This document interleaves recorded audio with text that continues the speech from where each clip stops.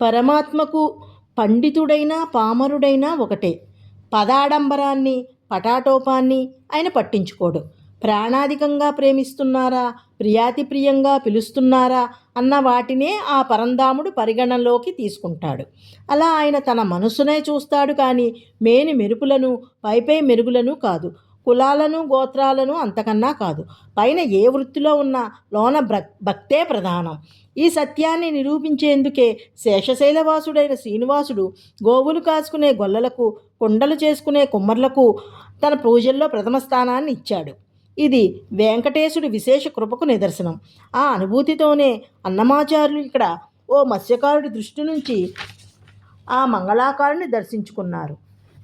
జాలరిగా మారి లెండో లెండో అంటూ జానపదాలను జాలువారిస్తున్నారు. అజ్ఞానమనే అంధకారంలో జోగుతున్న జీవుడిని జాగృతపరిచే వైనాన్ని వినూత్నంగా వర్ణించడం, పైగా చేపలు పట్టే వారికి చిరపరిచితమైన పారిభాషిక పదాలనే ప్రయోగించి ఈ సంకీర్తనను స్వామికి సమర్పించుకోవడం పదకవితా పితామహుడి ప్రత్యేకత. శాస్త్రాధ్యయనంతో సాధనా సంపత్తులతో సాధించే జ్ఞానాన్ని ఎంతటి సామాన్యులైనా కేవలం భక్తితో సంపార్జించగలరనడానికి ఎందరో భక్తుల చరిత్రలే తార్కాణం. అక్షరజ్ఞానం లేకపోయినా వాళ్ళ నోటి నుంచి వచ్చే మాటల్లో విజ్ఞానం, వివేకం వెల్లివిరుస్తాయి. భక్తికున్న శక్తి అలాంటిది. సమాజపరంగా నిమ్నజాతి వారు కూడా భక్తితోనే ఆధ్యాత్మికంగా అత్యున్నత స్థానానికి చేరుకున్నారు అంటారు భగవాన్ శ్రీరామకృష్ణ పరమహంస.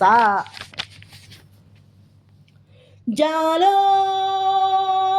జాలి లెండో లెండో మాటాలించరు మీరు, కొండల రాయినినే పేర్కొన్నది దే జాలి. మితిమీరే చీకట్లు మేటి తలవారులాల, జతనాము జతనము జాలో జాలి. ఇతవర్లాల వాయించే వాద్యాల కంటే అతి ఘోషముల తోడా అనరో జాలి.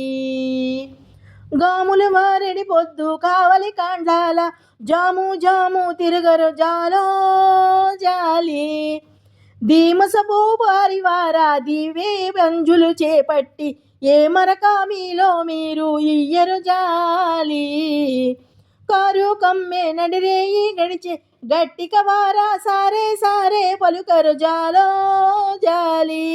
ఈ రీతి వెంకటేశుడిట్టే మేలు కొన్నాడు, గారావానానిక మాన కదరో జాలి. జాలో జాలి జాలో జాలి జాలో జాలి.